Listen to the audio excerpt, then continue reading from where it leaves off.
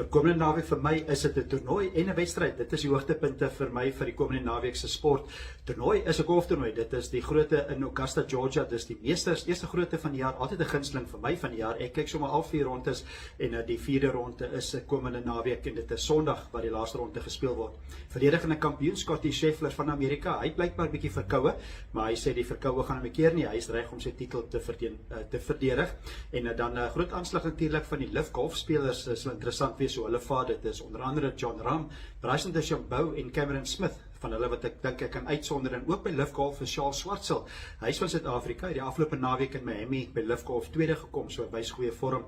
Hy is een van net 3 spelers van Suid-Afrika wat in die toernooi speel nie. Gewoonlik is daar 'n bietjie meer. Hierdie keer is dit Charles Schwartzel. Hy's 'n verdedigende kampioen of hy het al voorheen gewen eerder.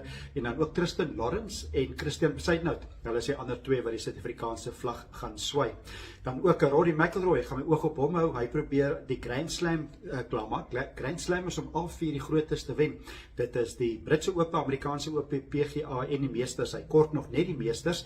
Hy was al baie naby 7 keer al in die top 10 gewees en dit sal 'n briljante prestasie wees want dit is groot spelers wat dit al reg gekry het. Net 'n paar van hulle, onder andere Tiger Woods, Gary Player, Jack Nicklaus en Ben Hogan.